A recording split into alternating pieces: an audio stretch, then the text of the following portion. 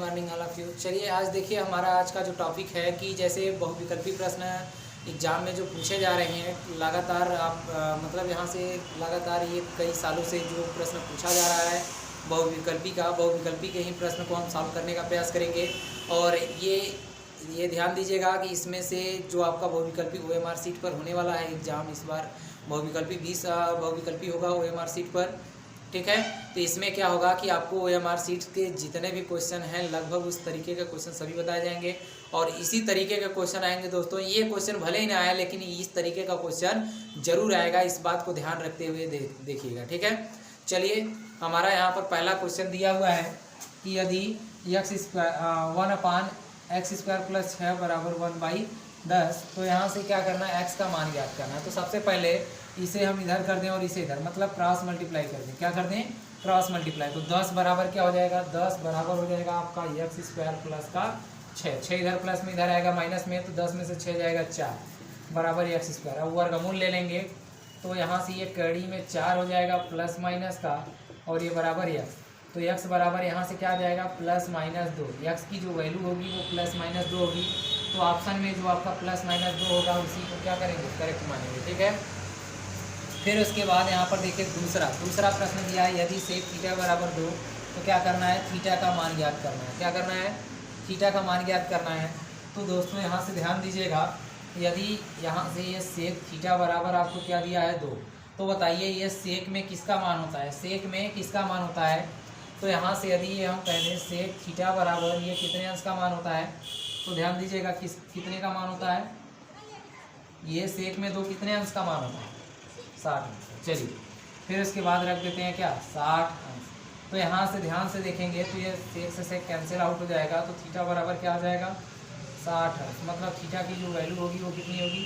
60 अंश हो जाएगी। समझ में आया? फिर उसके बाद ध्यान दीजिएगा, यहाँ पर तीसरा प्रश्न दिया हुआ है। तीसरा प्रश्न, यदि समीकरण 3x² - 12x + k = 0 के मूल बराबर हो तो k का मान ज्ञात कीजिए। ध्यान दीजिए दोस्तों, यदि किसी भी द्विघात समीकरण के मूल बराबर होते हैं तो उसका विविधकर जो d होता है वो डायरेक्ट बराबर क्या होता है? 0 के। मतलब d बराबर होता क्या है? b² -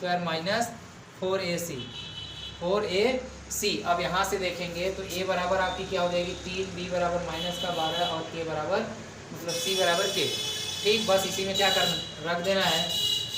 तो ये -4ac इधर 0 के इधर आएगा तो क्या हो जाएगा? प्लस में, मतलब 4ac बराबर क्या हो जाएगा? b²। अब ध्यान दीजिएगा, यहाँ पर ध्यान देने वाली बात ये है कि जैसे 4ac बराबर b², तो 4ac का मान क्या है? 4। पहले यहाँ पर रख दीजिए 4। a की वैल्यू कितनी है? तो a की वैल्यू 3, यहाँ से 3 × c की वैल्यू कितनी है? k रखिए बराबर। अब यहाँ से क्या करना है? b² -b का मतलब b का स्क्वायर है तो -12, -12 इसके स्क्वायर करेंगे, -12 का स्क्वायर।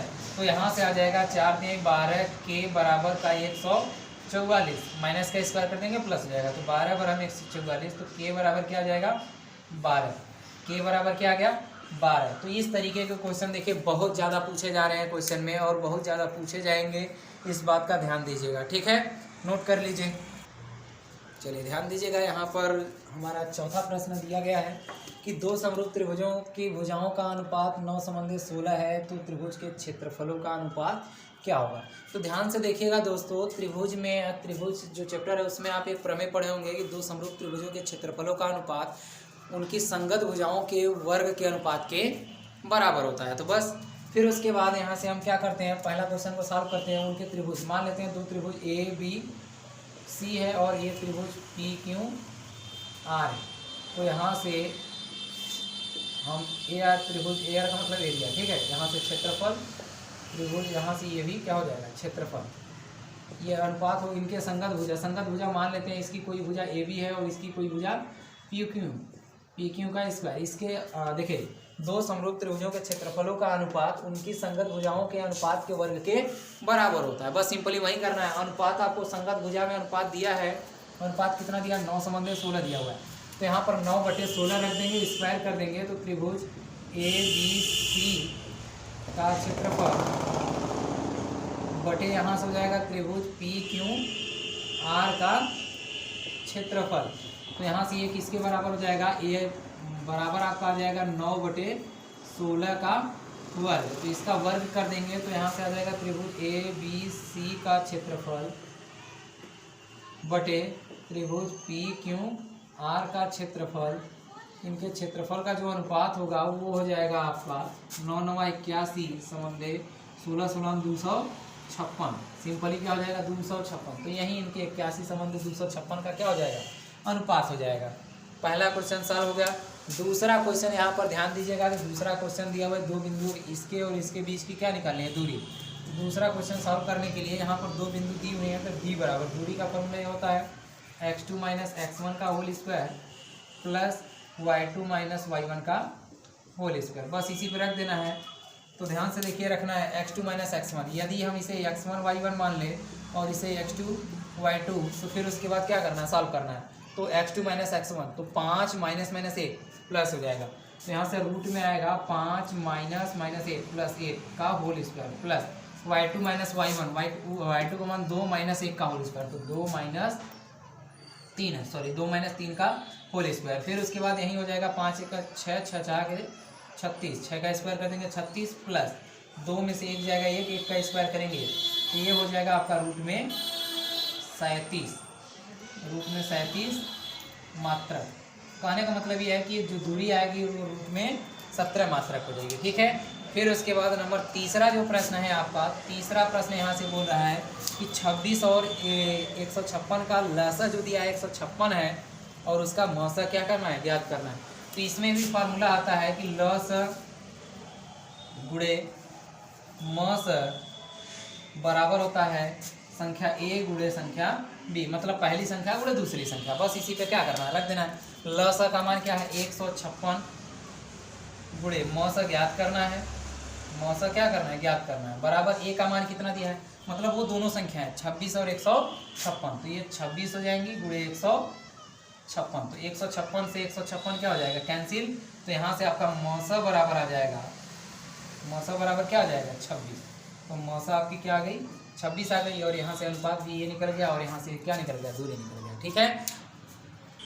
चलिए ध्यान दीजिएगा, यहाँ पर आगे 7वां प्रश्न दिया है, समीकरण 5x² माइनस 3x प्लस 2 बराबर 0 के मूलों का योगफल। यदि हम दो मूल मान लेते हैं, यहाँ पर पहला क्वेश्चन सॉल्व करते हैं, यदि दो मूल मान लेते हैं हम, क्या है दो मूल, यदि हमारा अल्फा प्लस बीटा है, क्या है अल्फा प्लस बीटा, तो अल्फा प्लस बीटा बराबर ये अल्फा व बीटा है, तो इनका योग जो होता है शून्यकों का योग अल्फा प्लस बीटा बराबर होता है माइनस का x² का गुणांक, सॉरी x का गुणांक होता है x का गुणांक बटे x² का गुणांक, ठीक, या इसे कहते हैं बराबर में माइनस b/a, ठीक। अब चलिए इसी क्वेश्चन को सॉल्व करते हैं। यहाँ पर अल्फा प्लस बीटा, तो शून्यकों का योग ही पूछा है, तो अल्फा प्लस बीटा बराबर यहाँ से हो जाएगा, अब देखिए x का गुणांक क्या है माइनस का 3, तो माइनस माइनस क्या हो जाएगा प्लस का 3 अपान में x² का गुणांक, तो यहाँ से क्या है x² का गुणांक 5 है, बस रख दीजिए, तो यही हो गया आपका, ठीक। फिर उसके बाद ध्यान से देखिए दूसरा क्वेश्चन दिया है, दूसरा क्वेश्चन दिया है कि x माइनस वाई बराबर 2 और x प्लस वाई बराबर भी 2 दिया है, का हल होगा। मतलब इसमें क्या करना है x और y का मान ज्ञात करना है, x और y का मान ज्ञात करना है। चलिए सॉल्व करते हैं। तो यहाँ से देखिए x माइनस वाई बराबर 2 दिया, x माइनस वाई बराबर 2 और x प्लस वाई बराबर 2। अब इसको क्या कर देते हैं हम जोड़ देते हैं, जोड़ देंगे कैंसिल आउट हो जाएगा, तो यहाँ से 2x बराबर क्या हो जाएगा 4, तो यहाँ से कैंसिल आउट कर देंगे तो x बराबर कितना आ गया 2, x का मान कितना आ गया 2। जब x बराबर 2 है तो y बराबर क्या होगा, x बराबर 2 इसमें रखेंगे, इसी समीकरण में रख दें, इसी समीकरण में क्या कर दें 2 रख दें, तो x बराबर 2 रखेंगे तो 2 प्लस का y बराबर क्या हो जाएगा 2, तो y बराबर 0, तो y का मान 0 हो गया और x का मान यहाँ से क्या निकलेगा 2, x और y का मान क्या हो गया निकल गया। फिर उसके बाद यहाँ से तीसरा प्रश्न जो दिया है, सॉरी यहाँ से जो 9वां प्रश्न इसका दिया है, 9वां प्रश्न क्या दिया है बिंदु इतने की y अक्ष से दूरी। तो ध्यान से देखिए यदि हम यहाँ से 9वें क्वेश्चन को सॉल्व करें, यहाँ पर ये 7वां प्रश्न था, ये 8वां है और ये 9वां प्रश्न, ठीक है बाय मिस्टेक। चलिए ध्यान दीजिएगा, अब इसकी y अक्ष से दूरी निकालनी है। यदि हम ये चतुर्थांश बना लें, क्या करें चतुर्थांश बना लें, -3, 5 की बात करें तो -3, 5 कहाँ मिलेगा इधर मिलेगा, 1 2 3 यदि है 1 2 3 4 और यहाँ से 5, तो -3, 5 कहाँ मिलेगा, -3 इधर मिलेगा और 5 यहाँ पर, ये बिंदु मिलेगा -3, 5। अब इसकी वाई अक्ष से दूरी निकालनी है, मतलब ये वाई अक्ष से कितना दूर है, तो वाई अक्ष से -3 दूरी है ना, तो यहाँ से वाई अक्ष से जो दूरी है, वाई अक्ष से -3 मात्रक की दूरी पर है। अब ध्यान समझिए, अब -3 तो ये बता रहा है कि इधर है, लेकिन अब कहने का मतलब दूरी ऋणात्मक नहीं होती, इसलिए ये क्या हो जाएगा, पाई का 3 हो जाएगा, क्योंकि दूरी ऋणात्मक नहीं होती। लेकिन बस ये बताता है, माइनस ये बताता है इसमें, माइनस यहाँ पर ये बता रहा है कि बस ये इस चतुर्थांश में, मतलब दूसरे चतुर्थांश में है, ठीक है, बस माइनस उतना बताता है, ठीक है।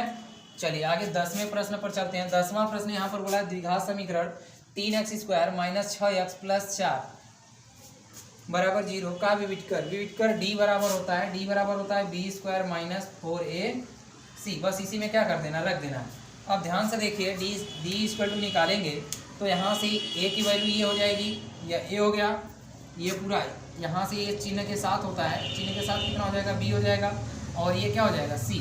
बस इसी को उठाकर इसमें रख देना, तो b² - 6 का स्क्वायर क्या आएगा 36 - 4 a की वैल्यू 3 और c की वैल्यू 4, तो 4 × 12 = 48। तो यहाँ से आ गया 36 माइनस का 48, तो यहाँ से आ गया -12, जो कि क्या है, <0। जब <0 है तो इसका मतलब कभी भी द्विघात समीकरण देखें, विविधकर तो ज्ञात हो गया, -12 आ गया, लेकिन यहाँ पर इसमें ध्यान दीजिएगा कि विविधकर के साथ साथ हम ये भी बता देंगे तो ज़्यादा अच्छा होगा कि इसका जो मूल होगा वो क्या होगा, काल्पनिक होगा। इसका मूल कैसा होगा, काल्पनिक होगा।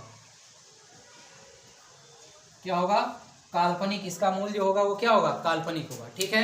ध्यान से देखिए दोस्तों, यदि आपको इसमें किसी भी प्रश्न में आपको कोई भी समस्या हो तो फिर उसके लिए हमें कमेंट सेक्शन में बता सकते हैं, और उस पर आपको क्वेश्चन सॉल्व करके बताया जाएगा। और यदि आपको कोई समस्या है तो फिर उसके बाद बताइए कमेंट सेक्शन में, और दोस्तों में ज़्यादा से ज़्यादा शेयर करने का प्रयास कीजिएगा। Thank you.